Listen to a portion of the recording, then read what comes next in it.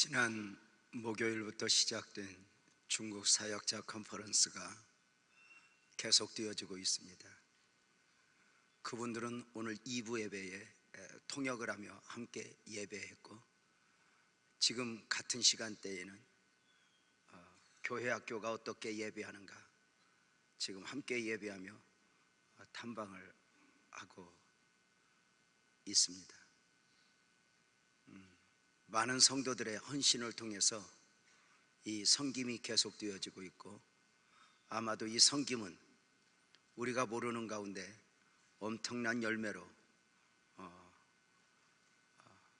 이렇게 하나님 나라의 확장의 열매로 보여질 것을 기대하고 있습니다. 오늘은 기독교 절기상으로 성령 강림 주일입니다. 예수님이 부활하신 후 50일째 되는 날로 77절 또는 오순절이라고도 합니다. 다른 종교와 기독교가 다른 점이 많이 있는데, 그 중에 하나는 영이냐 육이냐에 있습니다. 천주교 포함 불교 포함 이 땅의 모든 종교는 육을 만족시키는 종교입니다. 저들이 아무리 신비감을 조성해도, 저들이 아무리 경건하다 해도 결국 저들의 추구하는 바는 사람의 만족, 육의 만족입니다. 저들은 절대로 영을 만족시키는 종교가 될 수 없습니다. 영적인 세계를 알지 못하기 때문입니다. 부처님도 공자님도 지식적으로 윤리적으로는 뛰어나다 할 수 있지만 영적이지 못했던 것입니다. 그래 저들 종교는 영적인 것을 모르니 정신적인 것을, 윤리적인 것을 이야기해야 합니다.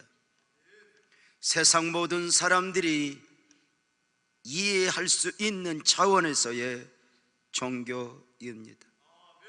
그래 천주교나 불교는 종교가 없는 세상 사람들도 거부감 없이 받아들여지곤 합니다.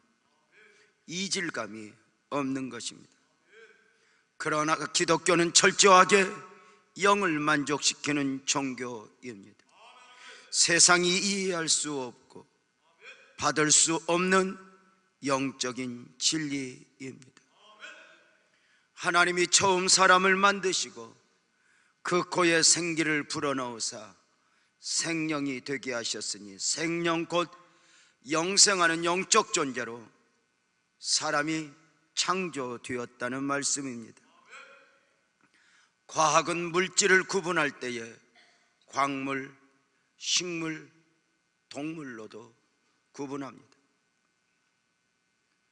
형체는 있지만, 모양은 있지만 생명이 없는 돌, 금, 은, 동 이런 종류를 광물이라 합니다. 또 생명은 있지만 움직이지 못하는 나무, 꽃, 넝쿨 등을 식물이라 합니다. 그리고 생명이 있고 자신의 의지대로 움직일 수 있는 호랑이, 사자, 가축, 이 모든 것을 하나로 묶어 동물이라 합니다. 물론 요즘에는 미생물이라고 하는 단어가 또 나와 구분을 하기도 하지만, 크게 보면 광물, 식물, 동물로 구분합니다. 그렇다면 사람은 어디에 속하는 것입니까? 학교에서 선생님들도 학생들에게 교육을 하시면서 사람을 어디에 둘까 망설이곤 합니다. 나름 다른 과학이 분류하고 있는 대로 광물은 아닐 것이고 식물은 아닐 것이고 동물에 가까우니 동물에 넣어야 하는데, 아마도 마음은 편하지 않은 것 같습니다. 사람 이상의 분류 방법이 있어야 하는데, 사람 이상의, 동물 이상의 분류 방법으로 분류를 해야 하려면 그 다음을 알아야 하는데 모른다는 것입니다. 그래 인류는 실컷해야 자신들도 믿지 못하는 진화론을 학문화시켜 과학이라는 이름을 붙였습니다. 사람을 동물로 포함시키는 것도 찝찝해하는 사람들이 그 조상을 원숭이로 말하니 놀랄만한 일입니다. 원숭이가 진화되어 사람이 되었다. 신기한 것은 그렇게 배우면서도 이 땅의 그 어느 곳에도 원숭이를 숭배하는 나라나 공동체는 없다는 것입니다. 소도 숭배를 받고 심지어 뱀마저도 숭배를 받는 경우가 있는데 말입니다. 마땅히 원숭이가 사람의 조상이라면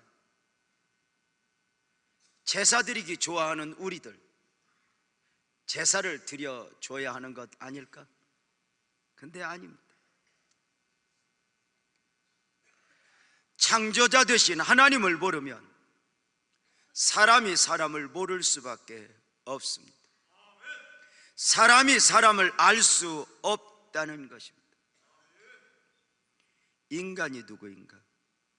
인간이 누구여야 하는가? 인간이 무엇으로 사는 사람이어야 하는가 말입니다. 영적 존재로 사람이 창조되었음을 무엇으로 알 수 있겠냐는 것입니다. 불교에서는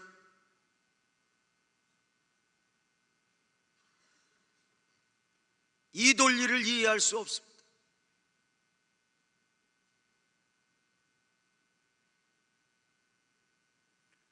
그래 저들은 실컷해야 죽은 다음에 다시 태어나면 좀 착한 일을 한 사람은 뭐 이렇게 하여튼 뭐 그렇게 이야기합니다.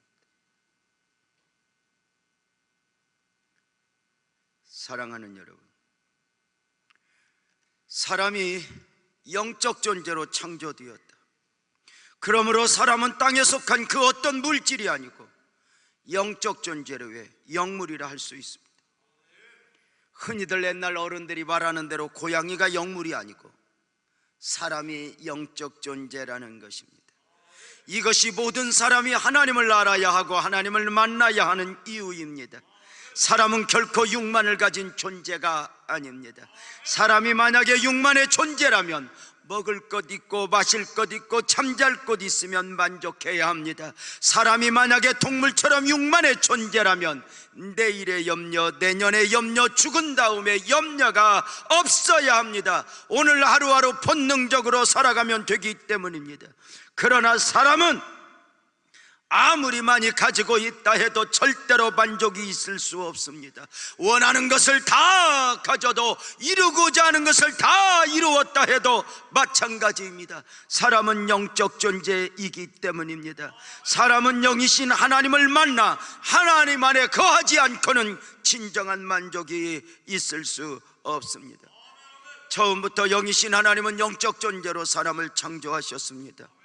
영이신 하나님이 영적 존재로 사람을 만드셨음은 영이신 하나님이 영적 존재로 만들어진 사람과 교제하기 위함이었습니다. 하나님과 함께 더불어 함께입니다.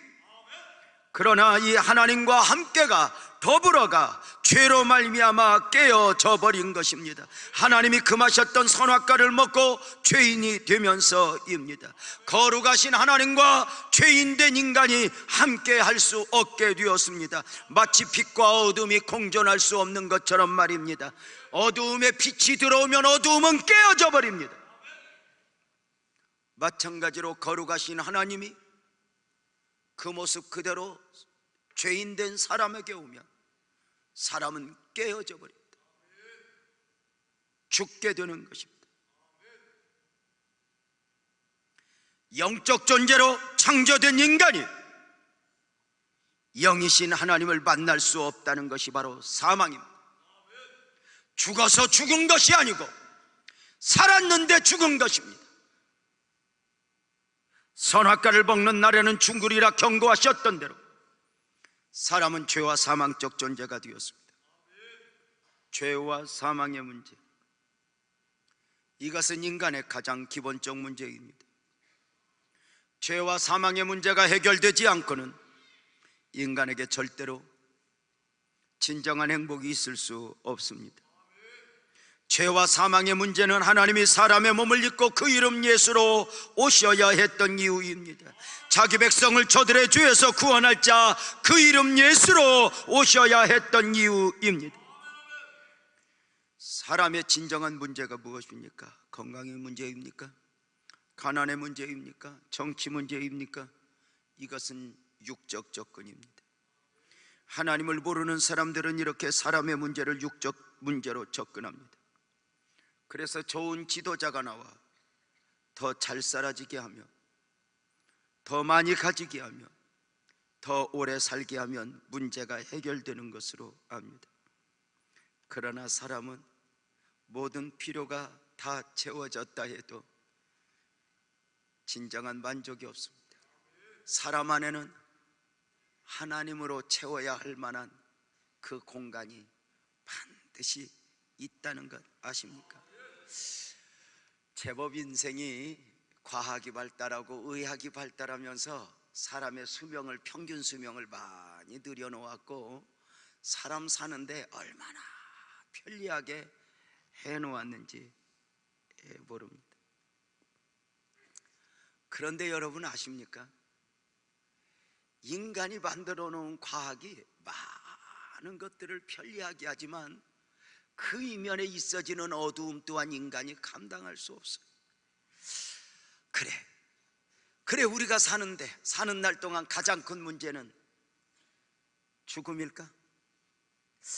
사랑하는 여러분, 오래 사는 것이 축복입니까? 일찍 죽는 것이 저주입니까? 오래 살거나 일찍 죽는 것이 어느 정도 지나고 보면 축복이냐 저주이냐 판단 기준이 없다는 것 아십니까? 성경은 단 하나, 주 안에서 죽는 죽음이 복되도다 합니다. 조금 빨리 죽었든지 조금 오래 살았든지 이것이 기준이 아니라 주 안에서의 죽음이냐 주 밖에서의 죽음이냐 분명한 기준입니다. 주 안에서 죽는 죽음이 복이 되면 천국이 있기 때문입니다. 천국이 없는 죽음은 아무리 오래 살아도 복일 수 없습니다. 평균 수명을 늘려 100세 시대가 되었다고 말합니다. 아까 2부 예배 마치고 두 노인 네분이 기도를 받고 갑니다. 제가 보기에 좋게 남편 되시는 분은 80한 5, 6세 되신 것 같고 아내 되신 분도 아마 비슷한 연령대인 것 같습니다. 눈물로 예배드리는 모습을 보았는데 기도받겠다는 것입니다. 얼마 전에 시어머니가 돌아가셨는데 107세로 돌아가셨습니다.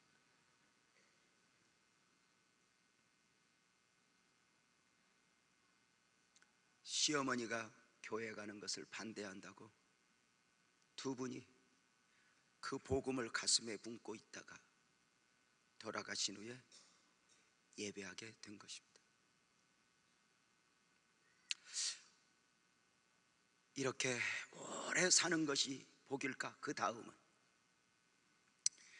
지난주 방송에서 한중일, 한국, 중국, 일본 노인 문제로 이대로 무너지는가 하는 다큐 프로그램 방송이 있었습니다. 사람이 의학으로 몇 년을 더 살게 해 놓았지만 이 노인 문제가 나중에 재앙이라는 것입니다. 이 그 다음 세대가 이 노인 문제를 감당할 능력이 없다는 것입니다. 옛날처럼 두 부부가 6, 7, 8, 9, 11 나면 어떻게 감당이 되겠지만 두 분이 하나 낳으니 점점 가면서 또 오래 살게 되고, 이것이 재앙이라는 것입니다. 좀 외람된 말씀이지만 일찍 죽어주는 것도 애국일 수 있겠다 싶은, 오해하시면 안 됩니다. 오해하지 말아주시기 바랍니다.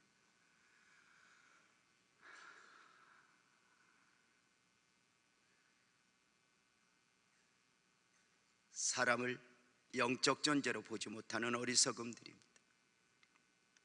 성경은 사람의 문제를 단순히 몇 년 더 사는 것으로 말하지 않습니다. 죄와 사망의 문제입니다. 죄와 사망의 문제가 해결되지 않고는 진정한 행복이 있을 수 없다입니다. 그렇다면 사람에게 기본적 문제인 죄와 사망의 문제가 해결되어야 하는 이유가 무엇입니까? 죄의 문제가 해결되면서 하나님과 다시 함께일 수 있기 때문입니다. 하나님 안에 내가 거하고 내 안에 하나님이 거하는 함께의 은혜를 누리니 이것이 구원이고 거듭남입니다. 또 하나의 사망의 문제가 해결되면 인간의 가장 큰 소망인 영혼의 문제가 해결됩니다. 천국 백성이 되어 다시는 죄와 사망과 상관없는 존재들이 되는 것입니다. 죽어도 살고 살아서는 영원히 죽지 않는 영적 축복이 있어지게 되는 것입니다. 죄와 사망의 문제는 하나님이 사람의 몸을 입고 오셔야 했던 이유입니다. 예수님이 죽으시고 부활하셔야 했던 이유입니다. 십자가의 죽으심으로 죄의 문제가 해결되고 부활하심으로 사망의 문제가 해결되는 것이니 예수님이 반드시 죽으셔야 했고 부활하셔야 했던 이유입니다. 이 모든 예수님의 사역을 하나로 묶어서 공생의 사역이라 합니다. 예수님께서 제자들을 떠나실 때가 되어갑니다. 하나님이 사람의 몸을 입고 그 이름 예수로 오셨는데 그 예수께서 떠나실 때가 되어가면서 제자들에게 조금씩 자신의 오신 목적에 대하여 말씀하십니다. 예루살렘에 올라가 고난을 받으시고 죽으셔야 한다는 것입니다. 자꾸만 제자들을 떠나신다는 것입니다.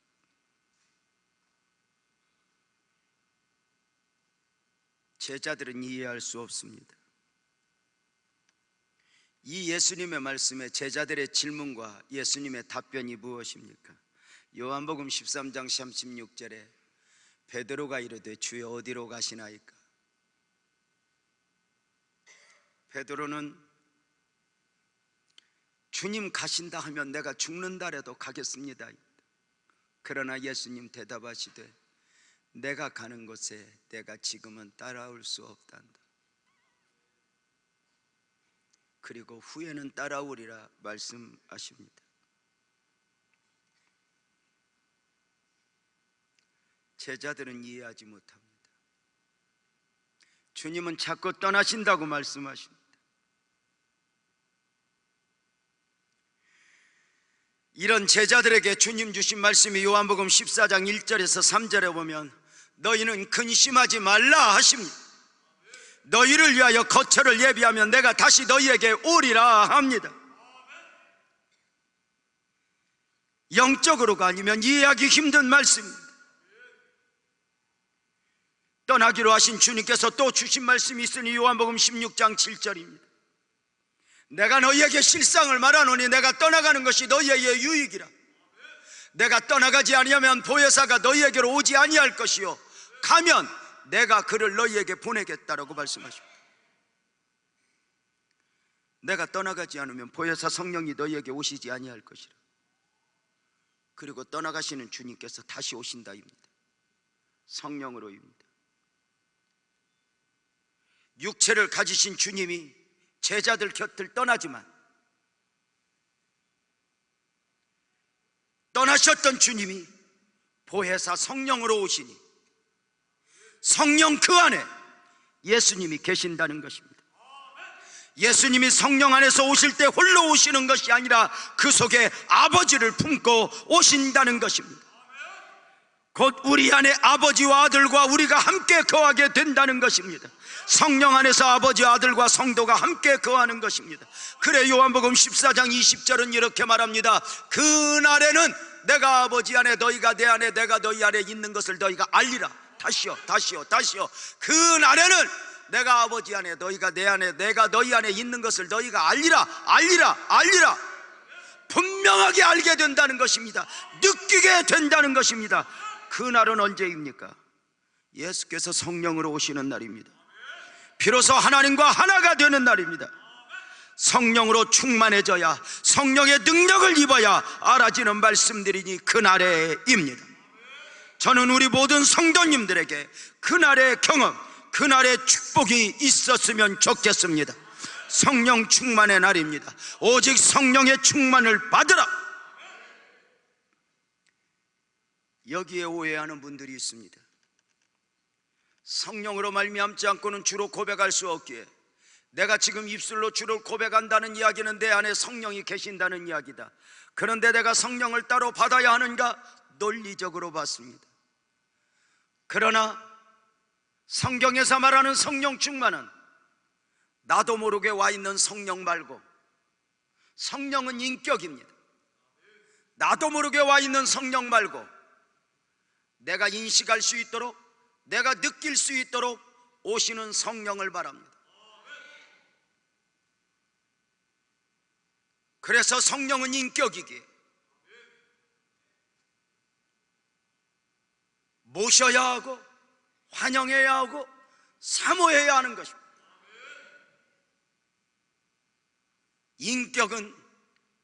인격이 받을 수 있을 때, 환영할 때. 강아지는 인격이 아니기에 오지 말라고 해도 옵니다. 노크도 없이 문을 열고 들어옵니다. 그러나 시어머니는 인격입니다. 며느리가 환영하지 않으면 시어머니는 절대 문 열고 들어오면 안 됩니다.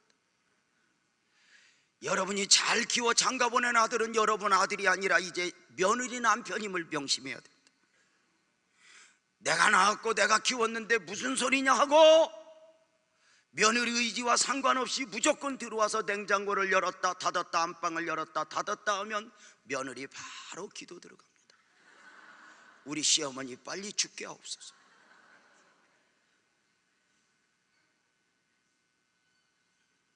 나도 모르게 와 있는 성령 말고, 논리적으로 이러네 저러네 말고, 인격이 내 삶에 들어오면 내 삶이 영향을 받는 것 아니겠습니까? 나가 아니게 될 정도로 느껴지는 성령 말입니다. 내가 아버지 안에 너희가 내 안에 내가 너희 안에 있다. 결국 예수님이 마련하신다는 초소는 성령이라는 것을 알 수 있습니다. 성령이 오시면 아버지와 아들이 하나가 되고 예수님과 우리 성도가 하나가 되어 성령 안에 거하게 된다는 말씀입니다. 거한다는 말은 동고동락한다는 말입니다. 이걸 한 몸이라고 말합니다. 죄와 사망의 문제를 언약 안에서 받은 사람이 그 축복을 성령 안에서 인치게 되는 것입니다. 성령의 오심이 얼마나 큰 축복인지 아십니까? 사랑하는 성도님들, 주의 이름으로 와라기는 성령 충만의 역사가 저와 여러분 모두에게 넘치기를 주님의 이름으로 축원합니다. 예수께서 성령으로 오시면 우리에게 어떤 변화가 일어납니까? 요한복음에서는 몇 가지를 말씀하고 있습니다. 성령이 오시면 예수님을 우리와 하나가 되게 하신다고 말합니다. 성령이 내 삶에 오시면 내 삶이 바뀝니다. 살아야 하는 이유가 바뀝니다. 좋아하는 것도 달라지게 됩니다. 내가 사는 것은 내가 사는 것이 아니게 되기 때문입니다. 또 하나, 보혜사 성령이 오시면 우리 안에 하나님을 사랑하는 마음이 일어나게 합니다. 비로소 하나님 사랑의 기쁨이 얼마나 큰가를 알게 됩니다. 이 성령의 은혜를 이렇게 입지 못하면 교회를 나와 예배해도 여전히 불편합니다. 와야 되니까 오지 왜 와야 되는지를 모릅니다. 예배는 드리지만 그저 목사님 하는 소리는 그러려니 하고, 지금도 여전히 증권이 얼마나 올랐나가 궁금합니다. 청소년들은 연예인이 궁금할 뿐이에요. 성령이 임하면 우리가 하나님의 말씀을 지키게 된다고 말합니다. 무엇보다도 요한복음 14장 26절은 이렇게 말합니다. 보혜사 곧 아버지께서 내 이름으로 보내실 성령 그가 너희에게 모든 것을 가르치고 내가 너희에게 말한 모든 것을 생각나게 하리라. 성령이 오셔야 하는 이유들입니다. 성령이 오셔야 하는 이유들, 그 변화들은 다음 주에 보기로 하고, 오늘은 성령께서 어떤 이름으로 오셨는지 그 이름을 묵상하면서 그 축복의 은혜를 받으려고 합니다. 요한복음 14장 26절에 이어 16절에서 보혜사에 대하여 또 한 번 말씀하시니, 내가 아버지께 구하겠으니 그가 또 다른 보혜사를 너희에게 주사 영원토록 너희와 함께 있게 하리니입니다. 보혜사 성령님으로 오신다는 것인데, 보혜사라고 하는 말은 헬라어 파라클레토스라고 하는 단어입니다. 곁에라는 뜻의 파라와 돕는 자라는 뜻의 클레토스가 합쳐진 말입니다. 보혜사는 우리 곁에 오사 우리를 도와주시는 분이라는 것입니다. 예수님이 왜 보혜사 성령으로 오사 자기 백성을 도우시는 것입니까? 우리로 하여금 구원을 받게 하고 구원이 구원될 수 있도록 지켜 보호해 주시는 것입니다. 신앙인으로 신앙인답게 살아갈 수 있도록 축복해 주신다는 것입니다. 사랑하는 여러분, 다음 주에 물론 말씀을 더 듣겠지만, 우리가 구원을 받았지만 우리가 구원을 지켜낼 수 있습니까? 우리는 구원을 받았지만 구원을 지켜낼 수 있는 존재들이 못됩니다. 우리는 용서를 받았지만 우리가 죄를 이길 힘이 있습니까? 아니, 죄 앞에서 여전히 흔들리는 게 우리 인생들입니다. 오호라나는 공고한 자들입니다. 우리가 세상을 살아낼 수 있는 사람들입니까? 아니요. 여러분, 육신을 입고 살아가는 한 인생은 하나님을 사랑할 수 있는 존재들이 될 수가 없습니다. 순간순간 하나님을 사랑한다고 말하지만 여전히 세상은 커 보이고 세상은 화려해 보이는데 어떡합니까? 그래서 무릎 꿇을 수밖에 없는 것 아닙니까? 그래서 쓰러지려고 하면 우리를 도우시고 우리를 일으켜 주시고 우리를 축복하시는 분이 하나님이 아닌가? 성령님은 우리를 돕기 위해 또 다른 보혜사로 오십니다. 영으로 오십니다.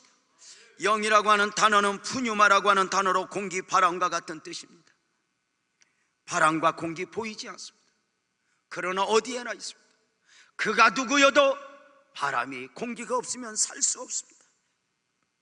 성령님의 은혜가 아니고는 그 누구도 살아갈 수 없습니다.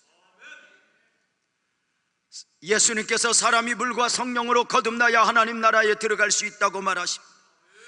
구원받은 우리를 고아와 같이 버려두지 않겠다고 말씀하십니다. 보혜사라고 하는 이름의 뜻이 몇 가지가 있습니다. 그 처음은 법정에서 돕는 자, 변호해 주시는 분이라는 뜻을 가지고 있습니다. 억울하고 분한 일을 당할 때 누군가 내 입장을 변호해 주는 분이 있다면 든든할 것입니다. 성령님이 우리 곁에서 훌륭한 변호가 되어 주십니다. 낙심하지 말고 담대하게 기도로 도움을 요청하면 성령님의 도우심을 느낄 것입니다. 성령께서 우리 억울함을 풀어주시고 승리하게 해주실 것입니다. 내게 변호사가 되어주시는 성령님은 내게 보이는 것만이 아니라 보이지 않는 것도 아십니다. 나의 현재만 아시는 것이 아니라 나의 상처만은 과거도 아십니다. 내가 남편에게 5번이나 버림받았다는 것도 아십니다. 내가 가늠하다 현장에서 잡혀 돌에 맞아 죽었다는 사실도 아십니다. 지나온 삶을 돌아보십시오. 죄와 허물 많은 인생으로 얼마나 위태위태할 때가 많았습니까? 주님께서 그때 나를 변호해 주지 않았더라면, 그때 내 연약함을 덮어주지 않았더라면 청문회에서 장관 자리에 앉았지만 자기 과거가 다 드러나다. 총리 자리에 앉지만 어느 순간에 조롱받는 총리가 되고 마는 거죠. 주님이 그때 덮어주지 않았다면 저는 여전히 조롱받는 장관 정도가 아니라 조롱받는 목사로서 여기 서 있을 수도 없었을 것입니다.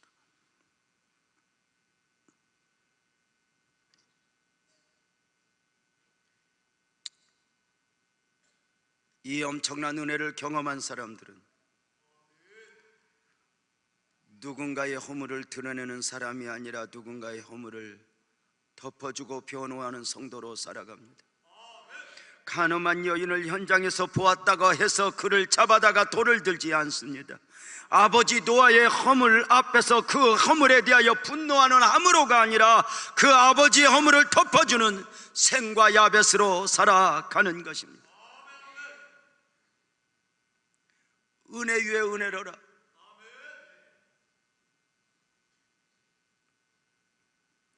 가끔은 성도들이 저를 찾아옵니다. 자신의 문제를 가지고 찾아오는 경우도 있지만 때로는 교회의 문제, 때로는 어느 누군가의 문제를 가지고 찾아옵니다. 목사님, 그가 이런 사람이고 저런 사람인데 아십니까? 그가 했던 실수를 아십니까? 여러분 아십니까? 부모가 자식을 알듯 목사는 성도를 합니다. 누군가의 허물에 대하여 이야기할 때 목사의 바람은 내가 당신이 아는 것보다 더 많이 알고 있습니다. 내가 당신에게 기대하는 바는 그의 허물을 지적하고 그의 허물을 드러내는 것이 아니라 당신이 그 허물을 변호해주고 덮어주는 것을 원합니다. 이것이 복음을 가슴에 품은 사람들의 삶의 모습이 아닐까?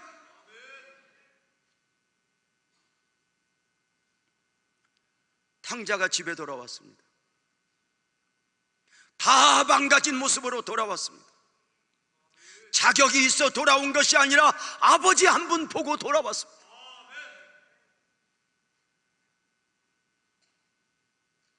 아버지는 그를 품에 안으면서도 염려가 있습니다. 그 탕아의 형이 어떤 반응을 보일까입니다. 그런데 만약에 탕자가 돌아왔을 때 아버지가 그를 품에 안기 전에 형으로서 아버지, 작은 아들이 돌아왔네요. 아버지, 용서해 주세요. 아버지가 안아주세요 했더라면 아버지의 기쁨은 배가 되었을 것입니다. 성도님들은 남다른 은혜를 입은 사람으로서 누군가의 허물을 덮어주어 보셨습니까? 누군가의 잘못을, 실수를 덮어주어 보셨습니까? 그 삶이 바로 보혜사 성령으로 말미암은 삶입니다. 배우자의 허물, 부모의 허물, 목사의 허물, 누군가의 허물을 덮어주어 보셨습니까?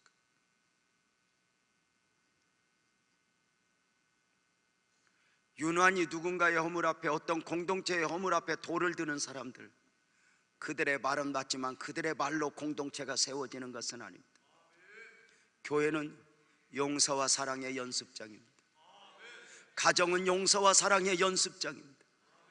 가정에서 용서하지 못하고 교회에서 용서하지 못하면 어디에서 누구를 용서할 수 있겠습니까?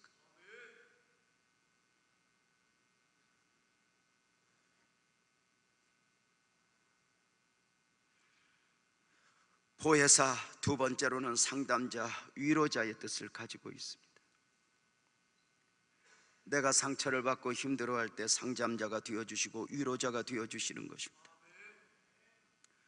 보혜사 성령 안에 해답이 있고 성령님 안에 진정한 위로가 있다는 것입니다.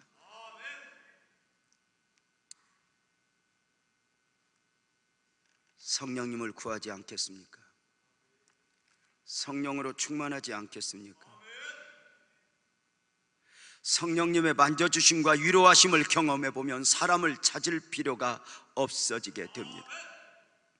성도님들이 교회에 오시면 단순한 예배자로가 아니라 예배 속에서 하나님을 구하고 하나님을 만나야 합니다. 사람에게 위로받으려 사람을 구하면 시험에 들 수 있습니다. 사람이 사람을 위로할 수 있다, 이것은 한계가 있습니다. 오직 하나님만이 우리의 상담자요 진정한 위로자가 될 수 있습니다. 어제 가까이 있는 한 교회에 직분자 세미나를 위해 갔습니다. 세미나를 시작하기 전에 담임 목사님과 함께 대화하는 시간이 있었습니다. 그 담임 목사님이 저에게 이렇게 말씀하십니다. 갑자기 자기는 천국에 가면 물어볼 것이 있다는 거예요. 뭐요? 그랬더니 왜 유재명 목사님은 크게 쓰고 자기는 이렇게 작게 쓰냐는 거예요. 자기가 키가 작냐, 못생기기를 했냐, 배운 것이 없냐, 뭐 다 이야기를 했어요. 자기가 이해가 안 되는 거. 그래서 그랬죠. 날 보고 비교하지 말고 조용기하고 비교해라. 근데 조용기는 너무 크고 나하고 비교한다.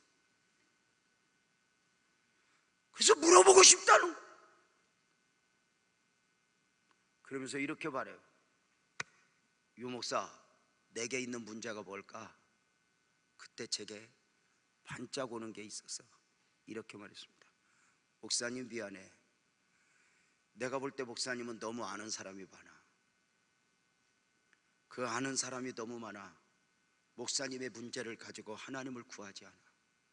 하나님을 찾지 않아. 목사님은 아는 사람이 너무 많아 외로울 시간도 없고, 목사님은 아는 사람이 너무 많아 문제를 가지고 김인중 목사님에게 전화를 걸고 고은 목사님에게 전화 걸고 하지만 그분들에게 해답 없어.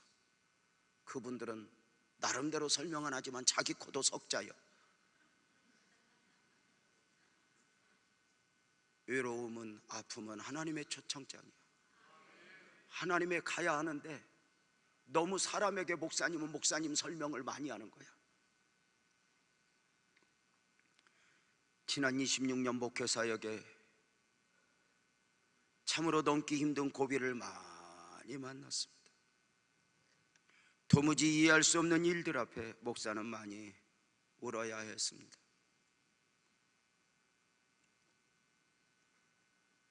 그 많은 문제들 앞에 지금도 돌이켜보면 깜짝 놀랄 일들이 있습니다. 그것은 그 힘든 문제, 아픔들을 가지고 사람을 찾아가지 못했다는 것입니다.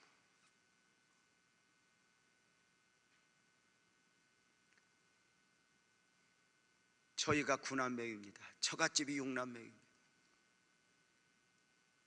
친구들 많이 있습니다.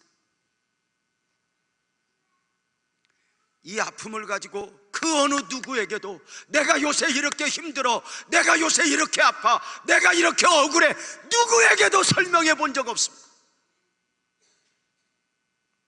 사람에게 위로받기를 거절하였도다. 내 아픔을 누구에겐가 설명해도 그 사람이 해답을 줄 수 없다는 것을 제가 이미 알았습니다. 나는 위로를 원하는 게 아니라 해답을 원했기 때문입니다. 하나님 앞에 외롭게 울었습니다. 눈에 진물이 나도록 울었습니다. 당시 아내가 많이 아팠습니다. 아마 아내가 건강해서 곰상곰상했다라면 가서 함께 이야기도 했겠지만 그런 문제 가지고 나눌 수가 없었습니다. 여보, 내가 요새 이렇게 힘들어. 이 이야기를 들어줄 여유가 없었습니다. 저는 철저하게 하나님 앞에 울다 쓰러지고 울다 쓰러지고, 때로는 너무 하나님 앞에 울다 쓰러지니 몇 시간 있다 눈을 떠보면 소금기가 쩔어서 눈에 떠지지 않습니다. 어느 날 너무너무 많이 우는데 주님의 음성이 이렇게 들렸습니다. 재명아, 네가 하늘나라 오면 제일 먼저 내가 네 눈물을 닦아주마 했습니다. 그 말이 얼마나 은혜가 되었는지 주님이 나를 아시는구나, 주님이 나를 보고 계셨구나, 그러면 됐다 싶었습니다. 그 말씀은 요한계시록 21장 4절에 나오는 말씀이었습니다. 모든 눈물을 그 눈에서 닦아주시니 다시는 사망이 없고 애통하는 것이나 곡하는 것이나 아픈 것이 다시 있지 아니하리니.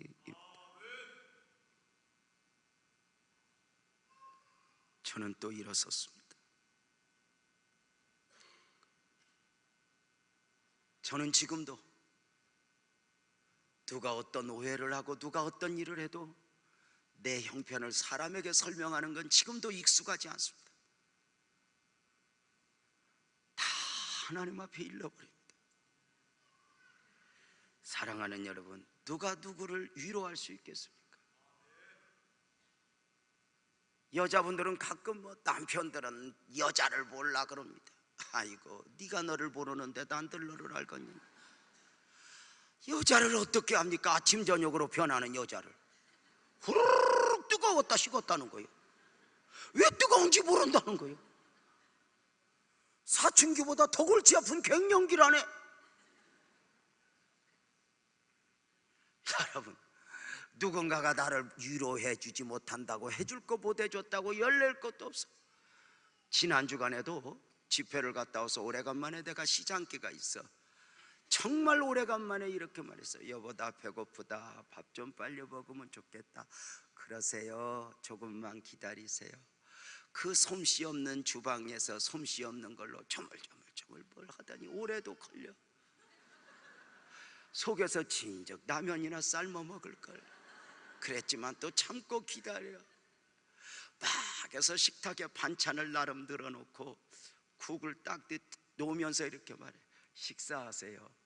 기대하고 막 일어서려고 하는 순간 다음 들리는 소식. 밥통 안 눌렀네.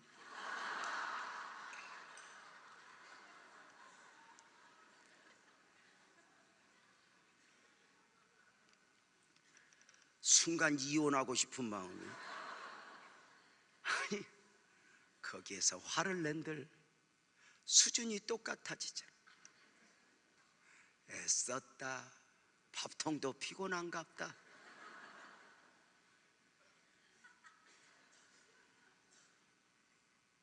누가 누구를. 근데 여러분, 사람의 위로가 아니라 성령님의 위로를 늘 받는 게 연습이 되면 이 은혜를 누구에겐가 늘 흘려보내요. 윗사람이 아랫사람을 위로하는 게 아니에요. 아랫사람이 윗사람을 위로하고 종업원이 사장을 위로하고.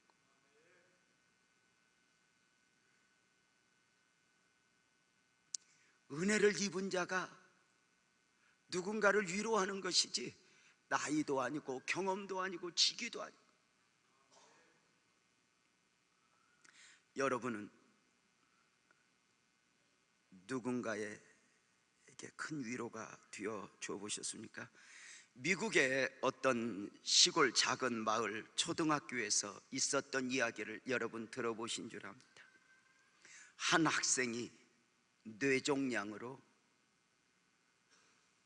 머리를 열고 수술을 받으면서 기적같이 회복이 되어갑니다.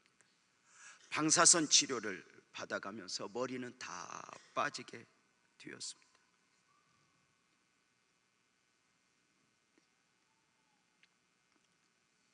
하나님의 은혜로 회복이 되어가는 중에 학교 가는 날이 되었습니다.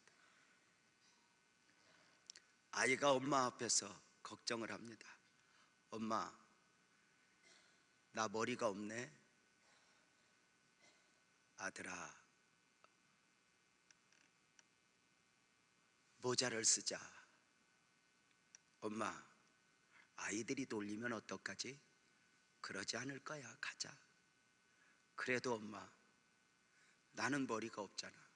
아들, 내가 함께 갈게. 아들하고 손을 잡고 학교에 갔는데 이게 웬일입니까? 한 학급이 20명 되는 아이들이 다 머리를 깎고 이 아이를 기다려준 것입니다. 이건 선생님에게 의논한 게 아닙니다. 학급 아이들이 내일 우리 친구 오는데 지난번에 보니까 머리 없더라. 그 친구가 불편해하니까 우리도 다 머리를 깎자 였습니다. 아이 손잡고 왔던 엄마가 엉엉 울고, 아이도 울고 선생님도 울고, 함께 머리를 깎아주었던 아이들도 울었습니다.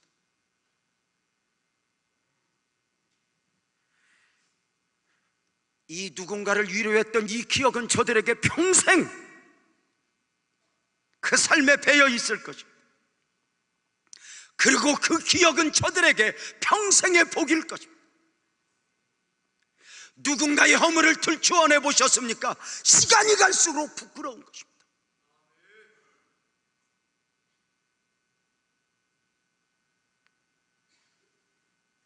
여러분은 누군가에게 힘이 되어 주어본 기억은 있으십니까? 크고 대단한 것이 아닙니다. 2014년 작년 가을입니다. 용인시 양지면에 있는 시골 작은 초등학교에서 있었던 일은 대한민국을 따끈따끈하게 만들었습니다. 양지면에 있는 시골 초등학교 6학년 아이들 5명의 이야기입니다. 그중 김군이라는 아이는 연골 무형성증이라고 하는 희귀 질병을 앓고 있었습니다. 이 병으로 김군은 팔과 다리가 짧아서 키도 작고 걷거나 뛰는 것이 좀 불편한 지체 장애우였습니다. 사진에 나와 있는 아이의 모습 보신 줄 압니다. 부모의 눈에 그 자식이 어떤 모습이든 다 예뻐 보이지만 이 아이가 1학년 때부터 6학년 때까지 학교를 다니면서 이겨내야 할 일들이 얼마나 많이 있었겠습니까? 다른 아이들과 함께 노는 것도 불편해, 뛰는 것도 불편해. 이 아이에게 가장 큰 스트레스는 체육 시간이었습니다. 그리고 가을 운동회는 이 아이에게 특별한 스트레스였습니다. 선생님의 출발 신호와 함께 뛰어도 자기는 3분의 1도 못 뛰었는데 애들은 다 뛰어서 기다려야 되니 그 나머지 걷는 걸음이 얼마나 힘들었겠습니까? 그래서 운동회 날이면 엄마 나 안 갈 거야, 엄마 나 안 갈 거야 하면 가자 해서 갔습니다. 선생님이 운동회를 앞두고 달리기를 해야 할 조 발표를 그 전에 해 주었습니다. 이 김군과 함께 5명이 짝지가 되었습니다. 이 4명이 무엇인가를 의논을 했습니다. 어떤 일이 일어났는지 아십니까? 선생님의 출발 신호와 함께 땅 했는데 4명이 앞서 막 달려가서 그물을 싹 빠져나가더니 그물 나가자마자 거기서 이 아이를 기다려 준 것입니다. 출발도 늦었고 걸음도 늦은 아이가 겨우 달려서 그물을 빠져나왔을 때 4명이 기다리고 이 아이를 손을 잡아줍니다. 김군은 깜짝 놀라서 왜 이랬나 하지만 금방 친구들의 마음을 알고는 한 손으로 눈물을 흘리면서 뛰는 모습이 지금 이 사진입니다.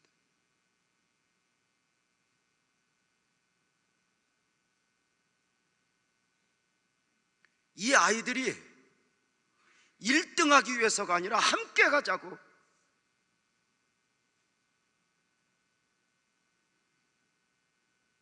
우리가 저들과 함께 걸어주자고 손을 잡고 걸었던 이 걸음이 사진에 찍혀 인터넷에 올라오면서 생각 있는 많은 사람들의 마음을 흔들었습니다.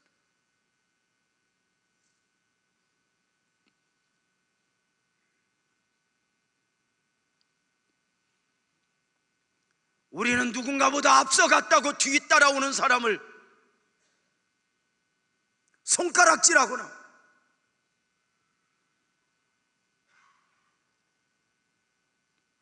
여러분이 누구보다 많은 조건을 가지고 있으면 여러분이 잘나서이고 누군가가 부족하면 그가 못나서입니까? 남보다 좀 잘 사는 것이 뭐가 그렇게 대단하고 남보다 좀 못 사는 것이 뭐가 그렇게 문제입니까?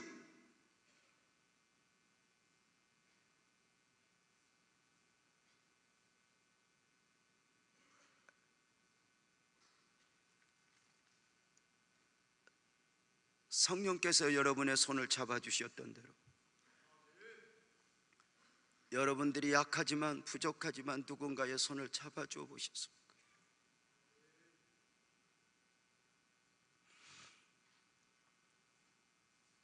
감당할 수 없을 만큼의 은혜를 입은 사람으로서 그 은혜를 누군가에게 흘러 보내주어 봤냐는 것입니다. 약한 남편 손잡아주고 약한 아내 손잡아주고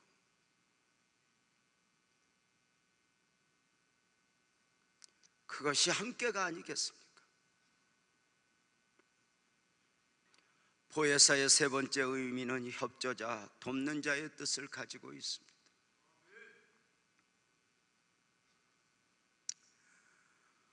로마서 8장 26절 27절은 이와 같이 성령도 우리 연약함을 도우시나니 우리는 마땅히 기도할 바를 알지 못하나 성령이 말할 수 없는 탄식으로 우리를 위하여 친히 간구하시는, 마음을 살피시는 이가 성령의 생각을 아시는 이는 성령이 하나님의 뜻대로 성도를 위하여 간구하심이라. 인간은 연약한 존재입니다. 돈이 있다고 혼자 살 수 있습니까? 건강하다고 영원히 살 수 있습니까? 지금 배우자를 가볍게 여기고 어디 가서 무슨 행복을 누릴 수 있겠습니까? 인간은 연약한 존재입니다. 한 치 앞도 내다볼 수 없습니다. 자식 가진 사람 큰 소리 못 친다는 어른들 말씀이 있습니다. 오늘 남보다 좀 앞서갔다고 큰 소리 칠 수 없습니다. 특별히 신앙 안에서도 마찬가지입니다. 구원을 받았다 해서 구원을 지켜낼 능력이 있는가? 용서를 받았다 해서 죄 문제 앞에서 우리는 자유할 수 있는가? 주님을 따르다가도 우리는 얼마나 비틀거립니까? 이런 우리에게 손잡아 주시고 일어나라 하시고 함께 가자 하시며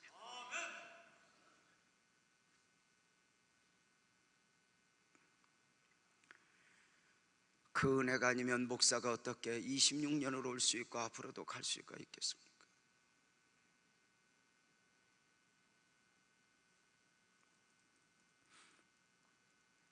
이와 같이 성령도 우리 연약함을 도우시나니 성령님은 저와 여러분을 도우십니다. 그 도움을 구하십시오. 특별히 보혜사 성령께서 말할 수 없는 탄식으로 우리를 위하여 간구해 주신다 합니다.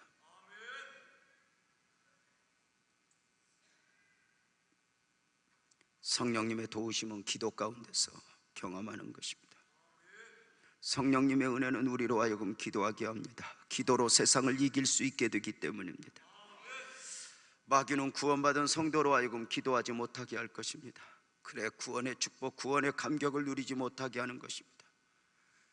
기도로 다시 일어나야 합니다. 새벽을 깨우셔야 합니다. 철야 기도에 나오셔야 합니다. 여러분이 누구여야 하는가 분명하게 정리하셔야 합니다. 여러분의 문제는 여러분만의 문제가 아닙니다. 여러분 또 다른 사람을 일으켜야 할 책임이 여러분에게 있습니다. 성령께서 이렇게 말씀하십니다. 내가 너를 도우리라. 내가 너를 도우리라. 이 도우시는 성령님의 은혜를 여러분 마음껏 느낄 수 있기를 주님의 이름으로 축복합니다. 어떻게 도우는지 아십니까? 나의 등 뒤에서 찬송하고 말씀 바치려고 합니다.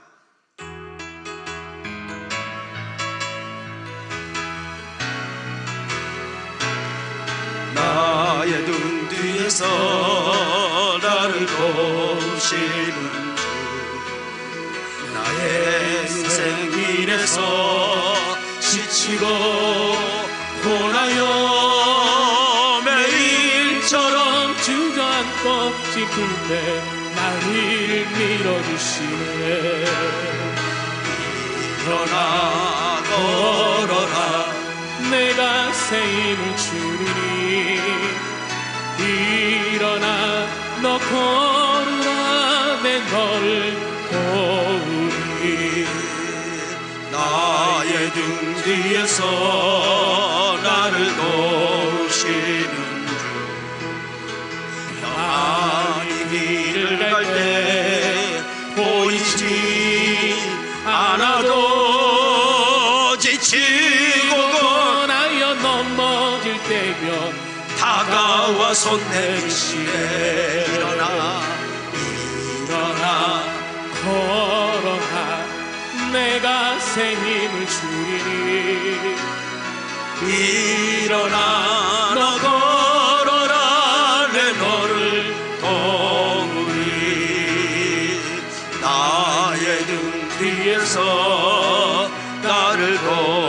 도우시는 주 때때로 뒤돌아보면 여전히 계신 주 잔잔한 미소로 바라보시며 나를 제쳐가시네.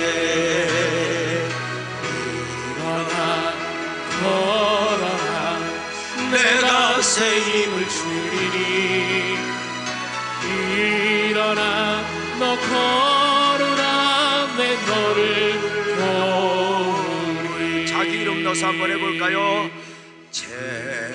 제명아 일어나라 내가 새 힘을 주리니. 일어나 너 걸으라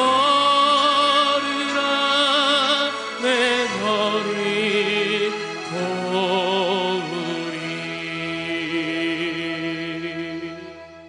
외로우면 주님 찾으십시오. 억울하거든 주님 찾으십시오.